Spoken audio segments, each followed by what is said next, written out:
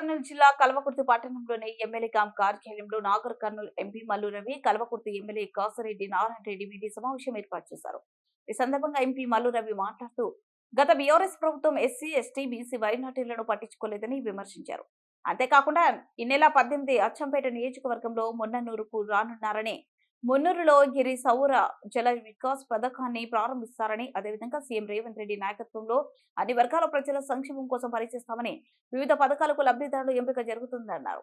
ఈ ఇంధన జల సౌర వికాస్ పథకం ద్వారా గిరిజనుల అభివృద్ధికి, వారి సంక్షేమం కోసం వారు ఆర్థికంగా బలపడడానికి తోడ్పడుతుంది అని ఎంపీ మల్లు రవి తెలియజేశారు. ఈ కార్యక్రమంలో pollution board member Balaji Singh, Kalwakurthy నియోజకవర్గ కాంగ్రెస్ పార్టీ నాయకులు, కార్యకర్తలు తదితరులు పాల్గొన్నారు.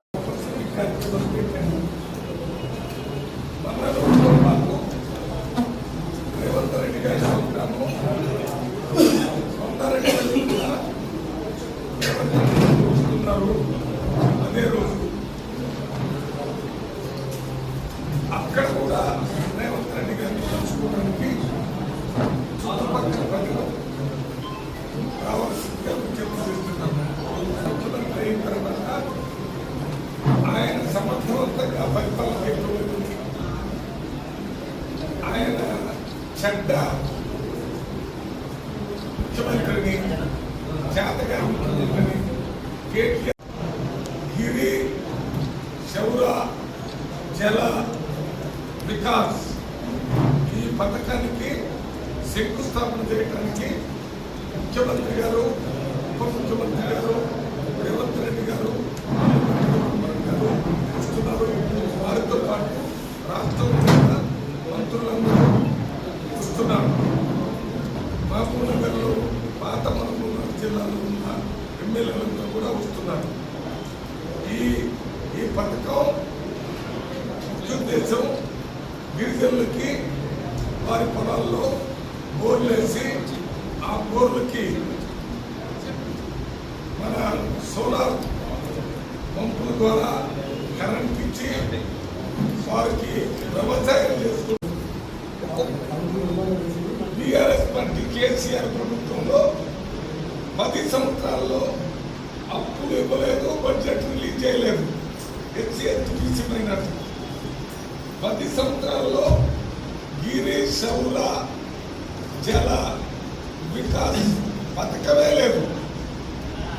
ఇప్పుడు దానికి 12,600 కోట్ల రూపాయలు, ఈ లోన్స్ ఇవ్వడానికి 6,500 కోట్ల రూపాయలు శాంక్షన్ చేశారు. ఆల్రెడీ జూన్ 2వ తారీఖు ఈ లోన్ శాంక్షన్ ఆర్డర్స్ ఇస్తారు. ఇంకా గ్రౌండ్ చేయట్లేదు.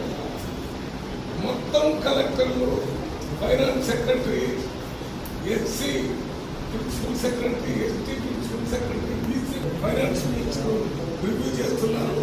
ఇది యుద్ధ ప్రాతిపదికన సామాజిక న్యాయం చేయడానికి ప్రయత్నం చేస్తుంది. ఎస్సీలకి, ఎస్టీలకి, బీసీలకి, మైనార్టీలకి, పేద ప్రజలకి లాభం జరిగిందని ఇందిరాగాంధీ గారు కాంగ్రెస్ పార్టీకి ఆంధ్రప్రదేశ్లో నష్టం జరిగిన, తెలంగాణలో నష్టం జరిగిన తెలంగాణ రాష్ట్రాన్ని ఇచ్చారు. ఇచ్చిన తర్వాత BRS party, KCR party Telangana రాష్ట్రాన్ని చెరబడి తెలంగాణ బంగారు తెలంగాణ అని చెప్పి, వారి కుటుంబం మాత్రమే బంగారు తెలంగాణ, వారి కుటుంబం తర్వాత టీఆర్ఎస్ పార్టీ నాయకులే బంగారు తెలంగాణలో బతికారు. ఎప్పటికీ ఈ SC, ST, BC minority, economical section people పట్టించుకోలేదు. నిజమైన తెలంగాణ రాష్ట్ర ఉపయోగాలన్నీ నీళ్లు, నిధులు, నియామకాలు, వారికి సామాజిక న్యాయం మొత్తం వాళ్ళ కాంగ్రెస్ పార్టీ రేవంత్ రెడ్డి గారి ప్రభుత్వం ముఖ్యమంత్రి అయిన తర్వాతనే వస్తనే చెప్పడానికి ఇది ఒక నిదర్శనం. దీనితో ఇంకోటి, పేదవాళ్ళు, ఎస్సీ, ఎస్టీ, బీసీ మైనార్టీ పిల్లలు కార్పొరేట్ స్థాయిలో చదివిస్తానని చెప్పాడు. 2014 ఎన్నికల కంటే ముందు 10 సంవత్సరాల ప్రభుత్వంలో ఉండి కార్పొరేట్ సంస్థ చదివే అవకాశం వాళ్ళకి ఇవ్వలేదు.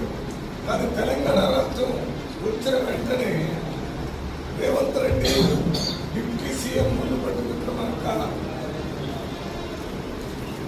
కార్పొరేట్ స్థాయికి మించి ప్రపంచ స్థాయి ఎడ్యుకేషన్ అందించడానికి 70 ఇంటిగ్రేటెడ్ రెసిడెన్షియల్ స్కూల్ ఇప్పుడు తెలంగాణలో శాంక్షన్ చేశారు. ఈ సమీకృత గురుకుల పాఠశాల ఇంటిగ్రేటెడ్ రెసిడెన్షియల్ స్కూల్, దీనిలో ఒక్కొక్క హాస్టల్కి 200 కోట్ల రూపాయలు శాంక్షన్ చేశారు. హాస్టల్ కట్టడానికి ఒక్కొక్క హాస్టల్